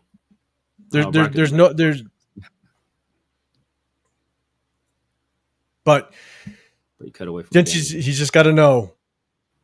Brock's pulling to the backside for a reason. It's going to allow you to hit that cutback lane. Yeah. So it's tough. Again, I don't think Jeanty's that type of runner, but just got to know that cutback lane is potentially going to be there. Here's a touchdown catch. We're going to throw this out there. Make a man miss. So do you think that was designed to go to Jeanty, or was that just a Geno? He didn't like what he saw, so he hit the check down. I don't think Geno liked what he saw, because everybody else was covered. Everybody else was covered right at the snap. To be honest with you, there was no crossing routes. There was no pick or rub routes, anything like that. It was just plain kind of routes on the outside, and Jeanty's got the space. It was a good read. So let's do this. Let me go through Mostert, outside zone. I'm going to go one more, and then we'll go field goal.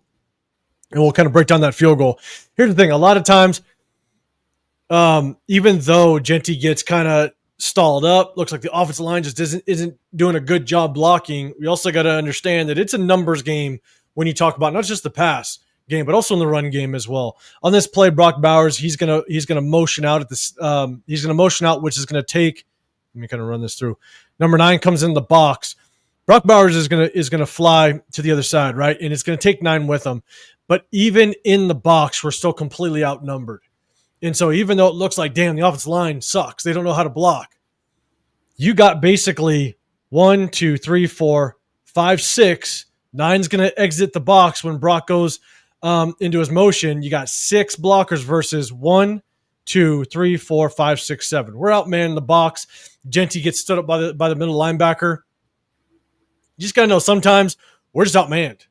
Yeah. We have everybody blocked.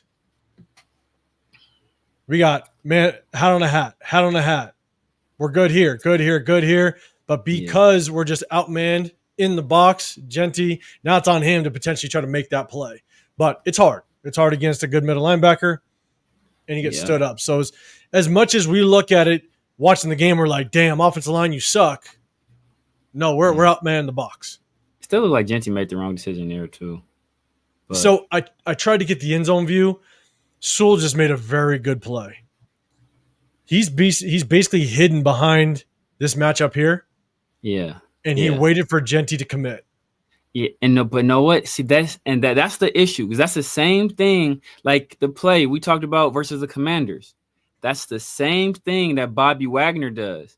But Jeanty has to influence that guy.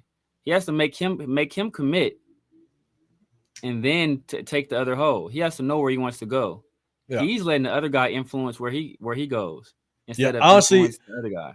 I don't even know if Jeanty saw Sewell number 44. Yeah, he's hiding behind. Yeah, true. He's hiding behind. Big boy right there. Big old number 97. Like when you watch the end zone view, I swear, like I couldn't even see 44 until he picked a side. Like it was crazy. But look though, if he can't see Penei Sewell, or if he can't see Sewell, if Sewell for damn sure can't see him. Yeah, it's true. So. But again, it puts one-on-one. It puts one-on-one with Jeanty, and again, it looks like our O-line missed a block or whatever. No, they got us outman in the box, and that's more of a scheme situation than our offensive line at fault. So, let's do this. We're going to go to the field goal, and I'm going to show two different plays really quick. Here's the thing: without question, there is a tell. All right, and the tell is. Watch the ball. I know some people looked at, maybe his weight drops right before or what have you. If you just watch the tip of the football, it leans forward, then he snaps it.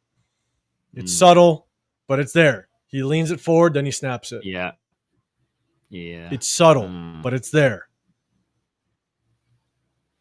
I watched every single field goal attempt. Oh, 1 second. And it's subtle, but it's there. He tips the ball forward, and then he snaps it. That's the tell. Now, I know a lot of people also talking about Jonah Laulu, and they're saying he missed his block or what have you. It's really not on Jonah Laulu. One, I'm not sure why Jonah Laulu is the guy that you picked to be the wing instead of instead of Michael Mayer, because I know he was out. But typically, you see an offensive lineman. You see another tight end. I know we have backup tight ends on the roster. They're elevated to the 53-man roster, but I'm not sure why you put an interior defensive lineman on the edge there. I've never actually seen that happen, but I could be completely wrong.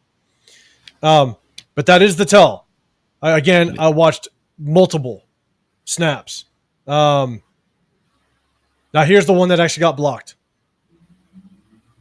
One thing that everybody has to kind of understand is when you're the wing on field goal block, this inside foot either needs to anchor or step down to cross over to close this gap. It never crosses out, right? So when a guy wants to run off the edge, all you're doing is you just put your hand out to try to slow him up just enough. This is all about the snap. It's all about the timing of the snap. But what they did was they not only brought pressure, they brought three guys straight at Jonah. They brought a guy, number 57. They brought him inside to his inside shoulder. They brought a guy right head up on him, in which gave a pretty clear path to the outside. So not only are we giving a tell with the snap, but there's not a whole lot Jonah Laulu can do, and I'll play it all the way through. They brought two guys at him plus a third on the outside. Yeah, there's not a whole lot that he can do.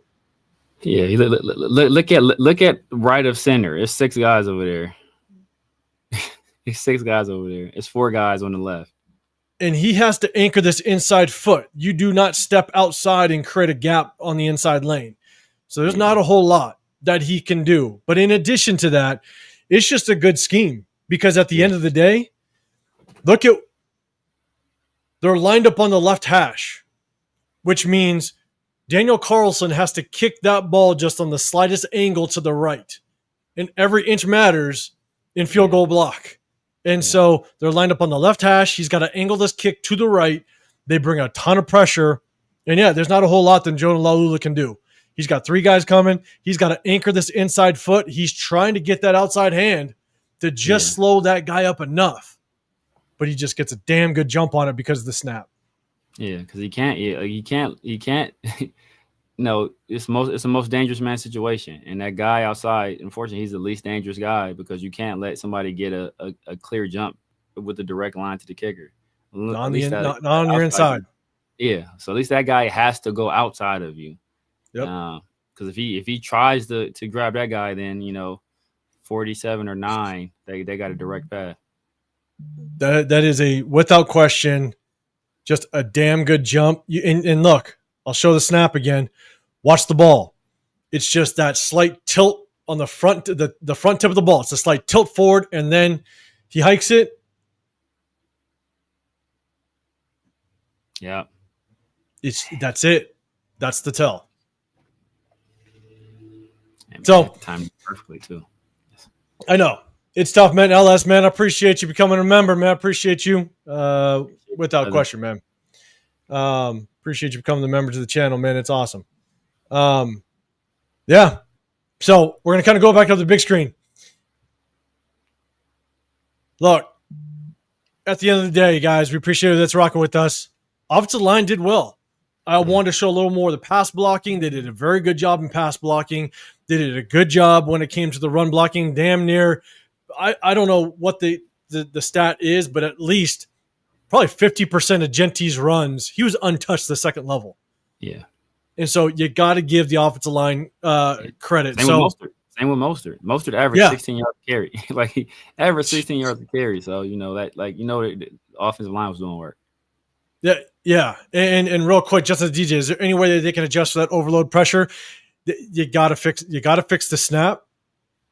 Without question, it's just got to be, you got to fix that tendency with the snap and allowing that guy to get that big of a jump. That's hard. I'm being dead honest. It's just hard for Joan Laulu to be able to get a good block on that scheme. The timing's got to be quicker. It's got to be better. And then you put all that together, that being on the left hash, the angle of the kick, all that together is just a bad recipe. You're giving that quick guy off the edge just a little more advantage by giving the tell and the angle of the kick. It's tough. It's tough without question. So, yeah, man, that's game film for you guys, man. We tried to break it down a little bit. The defense played extremely well in that first half. Kind of, if we come out and throw an interception and then give that offense good field position again to start the second half, man, it's not good. It's not good. Definitely things we can tighten up, but it was good to see Malcolm Kuntz kind of wake up. So, Severe, man, any thoughts on the game film before we get out of here? Yeah, man. I know we wanted to get into it. I got to run, but Yep. It's tough because we finally get the run game going. Offensive line is playing well, but it's against the Bears, a team that has struggled defending the run all year. I've been getting gashed in the run game. So, you'd want to see that. That was my thing. I want to see that's great that we did it this week. I want to see it another week. And then, obviously Colton goes down. So you're not having that same collection of guys out there to see if they can replicate or duplicate this performance in Indy next week. So that's unfortunate. Hopefully we're able to keep it going because Jeanty, like you look at a lot of his runs, it was off that left side. Like he likes that left side. And now we're missing our best offensive lineman in Colton Miller for the foreseeable future, man. So it's unfortunate, but hopefully these other guys can gel. Hopefully Stone Forsythe can hit the ground running, and if not, Brennan better be staying up late nights with Charles Grant, getting them prepped. Right. Exactly, man. So look, everybody, make sure you guys go hit up Severe real quick. Tell them just what you got wrapping throughout the week. Yeah, man. You guys know it's Sunday and Wednesday is Raider War Room, with my guys, Chris from Protect the Shield, 805 Raider. Obviously, Chris is parlay partying right now, man. He's living 100%. His best life. So, hope my dogs out there enjoying it. And then on Tuesdays and Thursdays, I got the 50-50 show with Pharaoh on Tuesday nights, and then Around the Shield also with Pharaoh, and generally a guest or two on Thursday night. So make sure you're tuning in tomorrow, man. We got a special guest coming up tomorrow, man. So yeah, tap in with your boy, man, at the Severe Raider, YouTube, IG, X, TikTok, True Social, Kick, Twitch, everywhere. The Severe Raider. And I got a membership, man. Shout out to LS, man. He joined the membership last night, man. Appreciate you, brother. It was my first one. Once I hit 1,500, I'm gonna start doing members only lives on Monday night, man. So tap in with your boy now. That's awesome, man. Well, here, Severe, man, I'm going to wrap this thing up, man. You get out of here. You get out All of right, here. man. I know Appreciate you you got guys. to rock out, man. I'll finish this thing up, man. So, Severe, I appreciate you. All right, man, guys. Got late. See you guys. See you guys on Sunday. Sunday, man. All right, later. Late. All right, guys, I'm going to finish this thing up, man. I appreciate you. Red Dirt Man said, just because there's a tell doesn't mean that there's going to be a block. There's going to be a block on every kick. I 100% agree with you.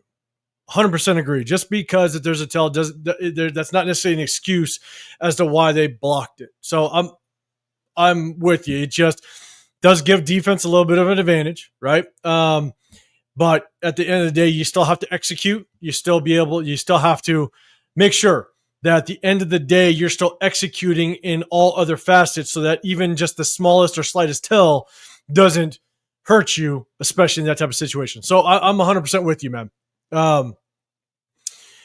John, I did not see your question, man. Throw it in here real quick while I wrap it up, and I'll try to answer it for you. But man, I appreciate everybody. Yeah, we definitely just so you guys know, Chris does, Severe does. I also have memberships as well. We're going to start doing some member only lives. Really, we're kind of setting up because YouTube is trying to crack down on this film watching stuff, and we just want to make sure that we can still hit you guys with it.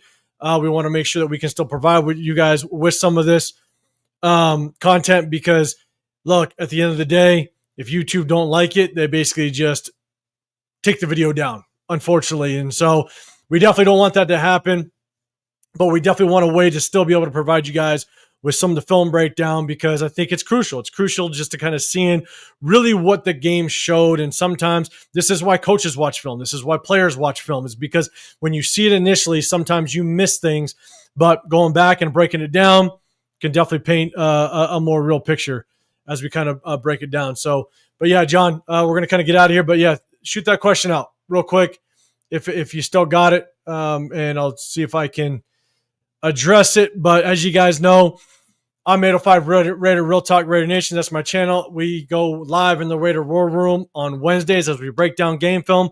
Also on Sundays or whenever we play, we give you a post-game reaction. And we go live and we do a sub-only chat just to show our appreciation to all our subscribers, man. So, John, I see it. Okay. Did the fact Jeanty changed his stance, was it a big difference, or was it because the O-line was better? Here's the thing. I think O-line was a drastic improvement. Now, I take it back. Not a drastic improvement. We have seen in the games past that the O-line has done well. There's time where Jeanty didn't see the hole, didn't hit it right. But there's been plenty of times where the offensive line has done well and has executed well. They've had their bad times as well, but for the most part, they do a pretty good job. I think that the O-line did a very good job this week. Again, out of some plays, but that's expected. The offensive line is always a focus of every single offensive snap. So if there's 60 to 65 plays in every single game, that's 65 plays that every single offensive lineman is the focus of a run or pass play. So they're under a microscope every single offensive play. So I think the offensive line did very well. Again, Jeanty was untouched almost 50% of his carries to the second level. So that's huge. I think, and I said this way in the past, because when Jeanty switched up his offensive stance, I felt like it was more of, and this was when it first happened. This is before any of the coaches addressed it. The only reason why, for myself, that I thought that the coaching staff would change Jeanty's stance is because if you used him more in pass protection, and he has to get from 7-8 yards in the backfield, wherever he's lining up, the depth that he's lining up in that backfield, if he's got to get to the edge, if he's got to get to the line of scrimmage to pick up a blitzing linebacker, to pick up somebody in pass protection, in that upright stance, you're just not, you don't have that get off out of that upright stance to get to the line of scrimmage quickly. So what could happen as the game goes on, what could happen as the season goes on, is he starts to get into a forward lean, or he starts to show a little bit of a bend when he knows it's a pass play and he's got to get to the line of scrimmage to get to that defender, to get to his pass protection responsibility. That was the only thing that I was concerned about with this stance was, is there going to be a tell? We just showed it on that field goal block, just the slightest tell. Coaches will pick up on, players will pick up on. And so would he show a little bit of a bend in his knees, a little bend at the hips, if all of a sudden he knows he's got to get to the line of scrimmage quickly to kind of get in that pass protection? I don't know if that would have happened, but that was one thing that was my concern with his stance, and that was the one thing that I thought that was the reason behind they tried to change his stance. His change in stance and his ability to kind of get the handoff and get to the line of scrimmage, I don't know if that would have been that big of a deal. But to me, I felt like it was more in the pass protection and his ability to get to the line of scrimmage and not show a tell as a game went on or the season went on. That was going to be my biggest concern. So, John, to kind of wrap up your question, in my opinion, I think the offensive line did a hell of a job. I don't know if his stance really made a difference at all. People can say he was more comfortable in it. That could be, but I think the offensive line just did a hell of a job when you break down the game film. And so, I'll tell you right now, good luck finding me in a white shirt. My wife has been trying to get me in different color shirts than black. And, if she ain't successful, ain't nobody in this YouTube world is going to be successful as well. But, man, we'll see. We'll see. Maybe I'll surprise you when I have a late night. And if we win the Super Bowl, I'll surprise you guys. Let's put it that way. Red Dirt Raider, Jeanty changing his stance probably just made him more comfortable as a runner. That helped, but JPJ was the difference. I don't disagree. Maybe he was more comfortable. But, man, you just can't discredit just the overall offensive line play without question. So, guys, man, I appreciate it. Severe had to jump out just a little bit early. Chris, man, he is living his life. He's loving the fact that he is out there on vacation, so he may not be with us this Sunday. I think he's going to be on vacation a little bit longer than that. But make sure you guys tap over to him, show him some love, some credit. He's part of the Raider War Room as well. He goes live with us. But myself and Severe hit you guys today. I'm going to be posting some videos in the next couple of days. I might go on live like I did Sunday before the game. I went live down just close to the tailgate on Sunday. I know the game is away, but I might jump on a live beforehand, just have a little bit of fun and check in with you guys. But I'll definitely drop a couple of videos. I'm going to drop a video on my take on the Colton Miller situation and Stone Forsythe being the backup. I'm also going to give you my take on Gino Smith and a lot of people calling for Kenny Pickett to be the starter. So I'll drop a couple of videos on that in the next day or two, but I might surprise you guys with a live if I got some time. So, man, I definitely appreciate you guys. Yes, John, former coach, coached it for 23 years. Started at the youth level, but then moved over to the high school level, coached in California and Texas. Coached it for 23 years, man, and decided to call it quits, hang up the whistle, and give my family more time and jump on here with you guys, man. I definitely love it. So we appreciate you, man. Again, hit that like button, subscribe, turn on notifications, double tap that screen. I'm 805 Raider, Real Talk Raider Nation. You got Chris Protect Show podcast. You got the Silver Raider, man. We appreciate all you guys. We appreciate you guys tapping in with us. Again, we do a sub-only chat just to show our appreciation to all you guys. So appreciate you guys. Have a great rest of your day. Hit that notification so you do know when we go live after the game. Hit you with the post game and give you our feedback against the Colts. And man, let's hope we pull off a win. If this offensive line continues to work the way we did, it definitely gives us a chance. So appreciate you guys. Have a great rest of your day. Hit that notification so you do know when we go live. Appreciate you. We'll see you on the next one. We're out of here.